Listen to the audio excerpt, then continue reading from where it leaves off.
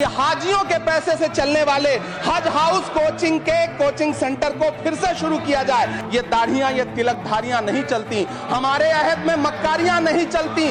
दिलों को हम कबीले वालों के दिल जोड़िए मेरे सरदार, सरों को काट के सरदारियां नहीं चलती। मैं जब देश के प्रधानमंत्री को प्रोटोकॉल तोड़ के कतर के अमीर शेख तमीम को रिसीव करते हुए देखता हूं, जब मैं सऊदी के क्राउन प्रिंस मोहम्मद सलमान को प्रधानमंत्री जी को गले लगाते हुए देखता हूं, कभी मैं जब प्रधानमंत्री जी को शेख हसीना जी को प्रोटोकॉल तोड़ के रिसीव करते देखता हूं, तो मैं सोचता हूं कि कभी प्रधानमंत्री जी अपने देश की बेटी बिल्किस को भी इसी तरह से अपनेपन का एहसास दिला पाते। धन्यवाद सभापति महोदय।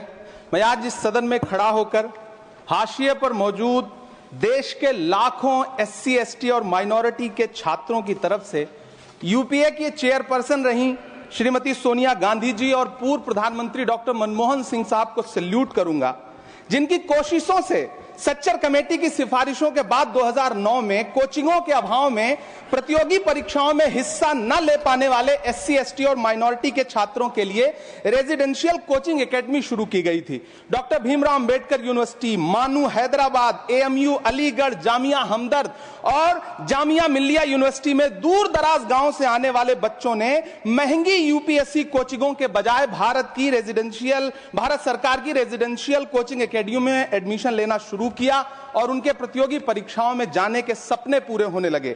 इसी से प्रभावित होकर मुंबई के हज हाउस में 2009 में एक कोचिंग सेंटर शुरू किया गया, जिसके लिए सरकार से कोई फंड नहीं लिया गया, बल्कि हाजियों के रजिस्ट्रेशन फीस और सर्विस चार्जेस से बनने वाले हज कमेटी के कॉर्पस के एक हिस्से से इसे शुरू किया गया।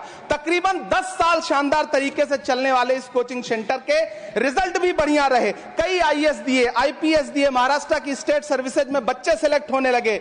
फिर आया कोविड, पहले सीटें घटाई गईं और फिर तत्कालीन अल्पसंख्यक मंत्री महोदया को मौका मिला और उन्होंने 2023 में इस कोचिंग सेंटर को बंद कर दिया। वो सैकड़ों छात्र जो हर साल इस कोचिंग सेंटर से फायदा उठा रहे थे, एक झटके में उनके सपने चकनाचूर कर दिए गए। सभापति महोदय, मैं जब देश के प्रधानमंत्री को प्रोटोकॉल तोड़ के कतर के अमीर शेख तमीम को रिसीव करते हुए देखता हूं, जब मैं सऊदी के क्राउन प्रिंस मोहम्मद सलमान को प्रधानमंत्री जी को गले लगाते हुए देखता हूं, तो सोचता हूं कि काश प्रधानमंत्री जी अपने देश के गरीब भारतीय मोहम्मद सलमान और मोहम्मद तमीम को इसी तरह अपने पन का एहसास दिला पाते। कभी मैं जब प्रधानमंत्री जी को शेख हसीना जी को प्रोटोकॉल तोड़ के रिसीव करते देखता हूं, तो मैं सोचता हूं कि कभी प्रधानमंत्री जी अपने देश की बेटी बिल्किस को भी इसी तरह से अपने पन का एहसास दिला पाते। कभी कैब भोपाली ने कहा था, ये दाढ़ियां, ये तिलकधारियां नहीं चलती, हमारे अहद में मक्कारियां नहीं चलती।